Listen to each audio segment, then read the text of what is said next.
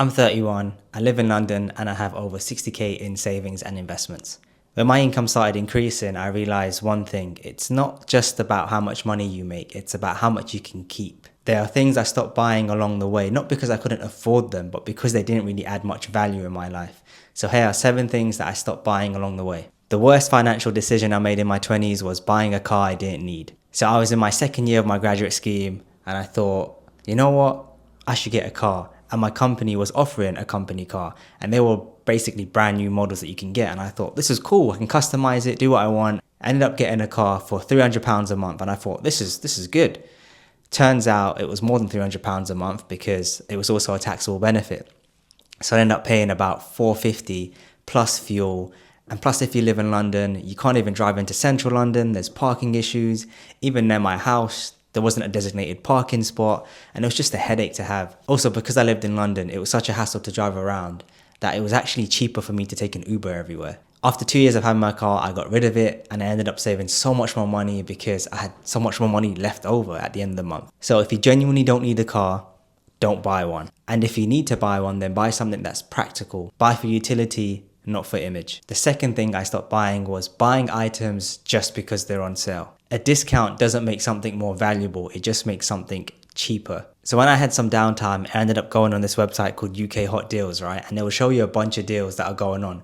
And half the items on there, I didn't even need, right? But because they're on sale, it just makes you want to buy them. And you end up buying random things that you're never really going to use. So if you never were going to buy something on full price, don't buy it on sale anyway. The third thing I stopped buying was fast fashion. I stopped buying more clothes and instead bought better ones. I used to buy trendy stuff, especially off Boohoo, right? Because it's cheap. But when I had a clear out of my wardrobe recently, none of those stuff stayed. Instead, I ended up shopping at a place called Moss Bros, which is a bit more expensive, but it's definitely way more high quality, more timeless pieces.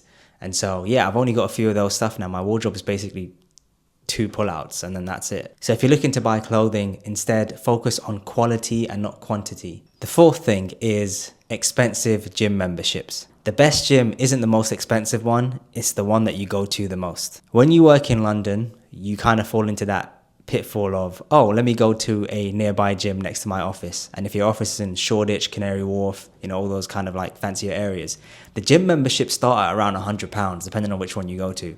If you worked in Canary Wharf, you know a gym called Third Space. Very good, but about £210 a month. In my opinion, an expensive gym membership is worth it if you're going to make use of it. But for me, I like a gym that's very local to me. So my gym right now is £40 a month. It's a 10-minute walk. It doesn't have a swimming pool or sauna, all that fancy stuff. It's got everything I need to basically grow muscle. So I've stuck with that. But I was very tempted to spend £210 a month on an expensive gym membership that had a swimming pool, sauna. But I just realized that commute, if I want to go there on a Saturday, I'm going to have to travel about 40 minutes to get there. Waste of time for me. So if you're looking to invest in an expensive gym membership, do it if you're actually going to use it.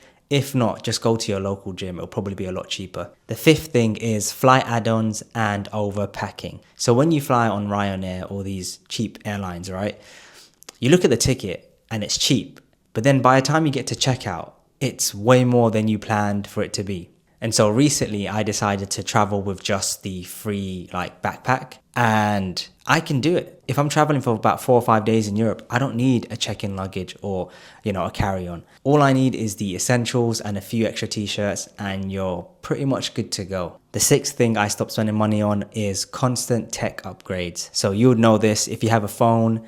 Every 2 years when your contract expires, you can upgrade.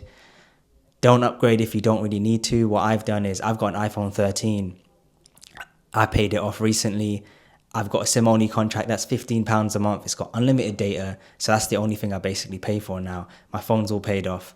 I don't need a new phone because the iPhone 13 camera is pretty good and still very good to this day.